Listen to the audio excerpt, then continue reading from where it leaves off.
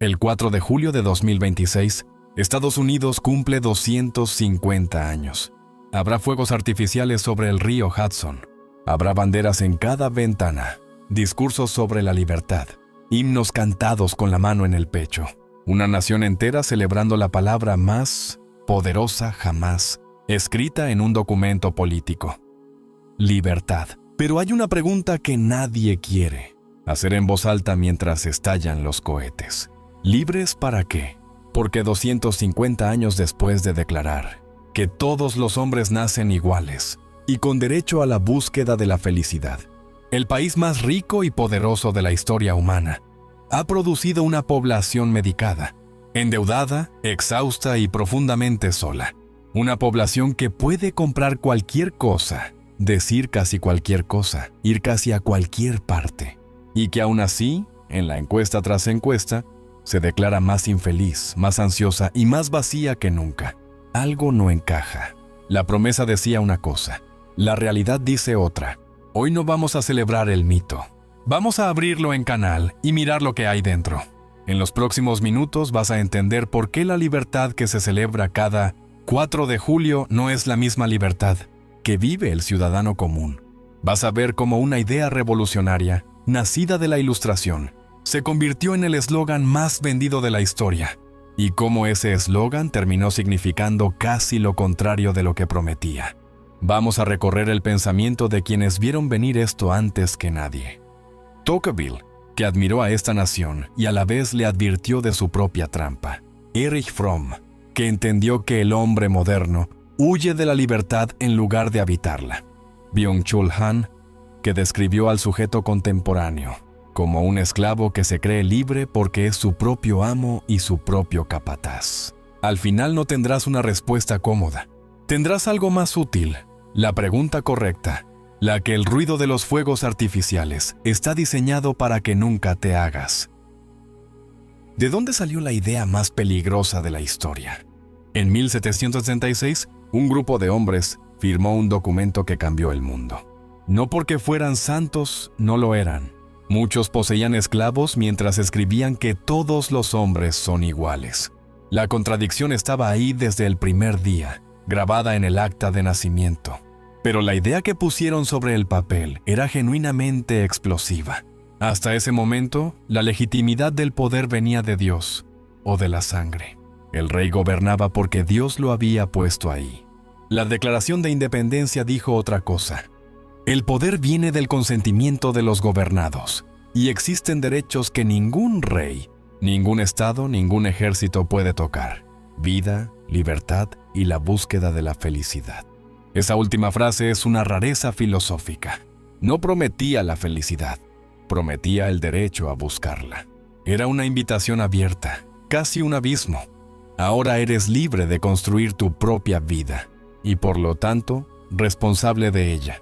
Lo que esos hombres no calcularon es que la libertad, sin un marco que le dé sentido, no es un regalo, es un peso, y la mayoría de los seres humanos no está preparada para cargarlo. Le entregaron al mundo una llave sin decirle qué puerta abría. Porque el extranjero que más admiró a América fue el que mejor vio su trampa. En 1831, un joven aristócrata francés llamado Alexis de Tocqueville cruzó el Atlántico para estudiar la democracia que estaba naciendo. Lo que escribió sigue siendo el retrato más lúcido jamás hecho de esta nación.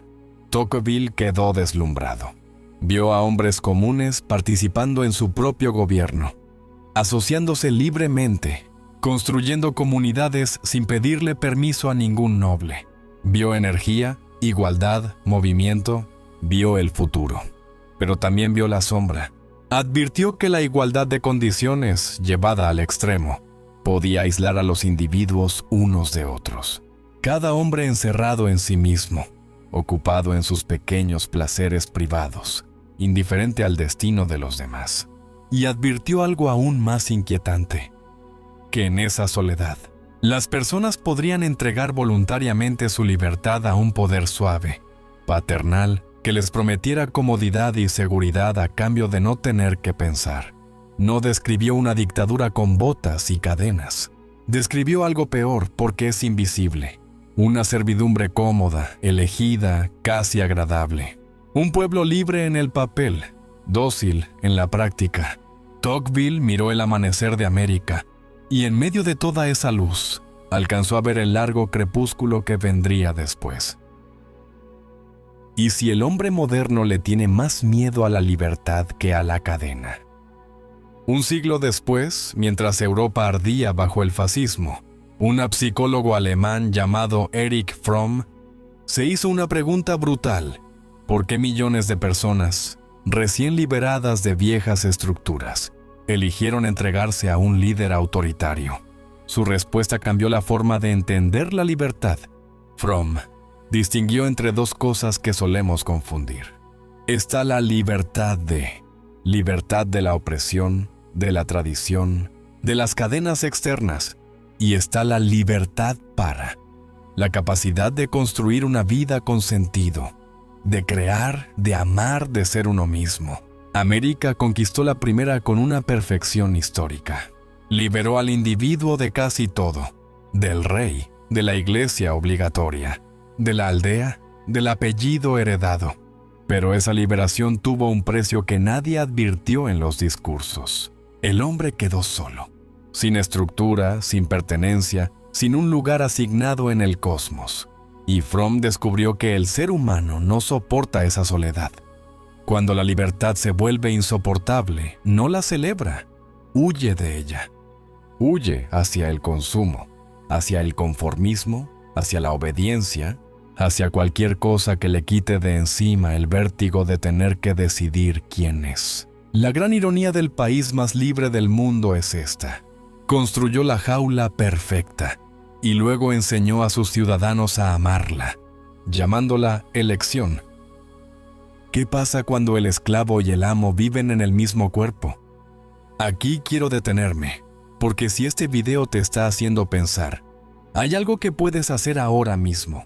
Suscríbete y activa la campana. Vivencias existe para hacer las preguntas que el algoritmo prefiere que no te hagas, y tú haces posible que sigan existiendo. Avancemos al presente. El filósofo surcoreano Byung-Chul Han tomó el diagnóstico de Fromm y lo llevó hasta nuestro siglo, hasta el teléfono que tienes en la mano. Han dice que ya no vivimos en una sociedad disciplinaria, la del amo que ordena y el esclavo que obedece. Vivimos en una sociedad del rendimiento, donde cada individuo es al mismo tiempo su propio amo y su propio esclavo. Nadie te obliga a trabajar hasta el agotamiento. Te obligas tú. Nadie te prohíbe descansar. Te lo prohíbes tú, en nombre de la productividad, del éxito, de ser tu mejor versión. Esto es lo genial y lo terrible del invento. Un esclavo con cadenas sabe que es esclavo y puede rebelarse contra su amo. Pero ¿contra quién se rebela el hombre que se explota a sí mismo y llama a eso libertad? No hay enemigo exterior. La opresión se ha mudado al interior. El látigo ahora es tu propia voz. 250 años después de derrocar a un rey tirano, el ciudadano modelo lleva a un tirano dentro. Lo alimenta cada mañana y lo confunde con su propia ambición. La revolución más perfecta es la que convierte a cada esclavo en su propio capataz y le hace creer que por fin es libre. ¿Por qué un pueblo que puede comprarlo todo se siente tan vacío? Mira los números, fríamente. Estados Unidos tiene el consumo más alto del planeta, acceso a más productos, más entretenimiento, más información, más opciones de las que cualquier rey del pasado pudo soñar. Y al mismo tiempo, tasas históricas de ansiedad, depresión, soledad, adicción a los opioides, muertes por desesperación. ¿Cómo se explica que la abundancia material conviva con semejante miseria interior? La respuesta conecta con todo lo anterior. La libertad se redefinió en silencio. Dejó de significar construir una vida con sentido y pasó a significar elegir entre productos. Libertad de consumidor, no de ciudadano. El supermercado con 50 marcas de cereal se presentó como la prueba máxima de que eres libre. Y mientras debatías qué comprar, dejaste de preguntarte para qué vives. El sistema no necesita prohibirte pensar. Le basta con mantenerte ocupado eligiendo. Cada elección trivial consume la energía que necesitarías para las elecciones, que de verdad importan. Cómo vivir, a quién amar, qué dejar atrás, qué defender. Un hombre que pasa la vida eligiendo entre opciones que otros diseñaron para él no es libre. Es un cliente que se cree rey. ¿La democracia produce ciudadanos o produce consumidores dóciles? Volvamos a Tocqueville, porque su advertencia se cumplió con una precisión escalofriante. Él temía que la búsqueda del bienestar privado vaciara la vida pública, que la gente, ocupada en sus placeres, dejara las decisiones colectivas en manos de unos pocos. Eso es exactamente lo que ocurre cuando la participación ciudadana se reduce a votar cada 4 años entre opciones que no elegiste, mientras el resto del tiempo vives como espectador de tu propia sociedad. La política se convirtió en otro producto de consumo. Eliges un equipo, lo defiendes con pasión deportiva, insultas al rival, y al terminar el partido, vuelves a casa sin haber cambiado nada. La libertad política, la de verdad, la que tanto costó arrancarle a un imperio, exige algo que la sociedad del rendimiento ya casi no permite: tiempo, atención, reflexión, conversación real con quien piensa distinto. Todo eso fue devorado por la urgencia, por la notificación, por el scroll infinito. Una democracia de espectadores agotados no es una democracia viva, es un decorado. Y el decorado se ilumina con especial brillo cada 4 de julio. Un pueblo deja de ser libre el día en que confunde el derecho a opinar con el poder de decidir. ¿Fue una mentira la promesa o simplemente la traicionamos? Aquí tengo que ser honesto, porque la crítica fácil sería decir que todo fue un engaño desde el principio. Y no lo fue. La idea de 1776 era real: el derecho a buscar tu propia felicidad, a gobernarte a ti mismo, a no arrodillarte ante ningún amo. Fue una de las conquistas más nobles del espíritu humano. Millones de personas durante 2 siglos y medio cruzaron océanos persiguiendo esa promesa, y muchas la encontraron, al menos en parte. No es mentira que aquí se construyeron vidas que en otros lugares habrían sido imposibles. El problema no es la promesa, el problema es lo que hicimos con ella. La libertad era una herramienta para construir algo, una vida con sentido, una comunidad, un proyecto humano. Pero confundimos la herramienta con el fin. Convertimos la libertad en un ídolo al que rendimos culto sin usarlo para nada. Tener libertad y no saber qué hacer con ella es como tener un instrumento, sin haber aprendido a tocar. Solo produce ruido. Y 250 años de ruido pueden parecer música si nunca has escuchado el silencio. La promesa no nos falló. Nosotros le fallamos a la promesa. ¿Existe una libertad verdadera? ¿Y dónde demonios se esconde? Si has llegado hasta aquí, ya sospechas que la libertad de los fuegos artificiales no es la única que existe. Y antes de cerrar, déjame pedirte algo. Comparte este video con esa persona que sabes que necesita escucharlo. El pensamiento incómodo solo se propaga cuando alguien se atreve a pasarlo. Hay otra libertad. No la que se declara, sino la que se conquista por dentro. Fromm la llamó la libertad para la capacidad de crear, de amar, de pensar por cuenta propia, de habitar la propia vida en lugar de huir de ella. No te la da ningún documento ni ninguna bandera. No se celebra una vez al año.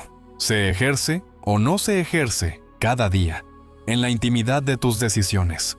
Esa libertad empieza en un acto que la sociedad del rendimiento detesta: detenerse, apagar el ruido, preguntarse, sin red, ¿qué demonios estás haciendo con la única vida que tienes?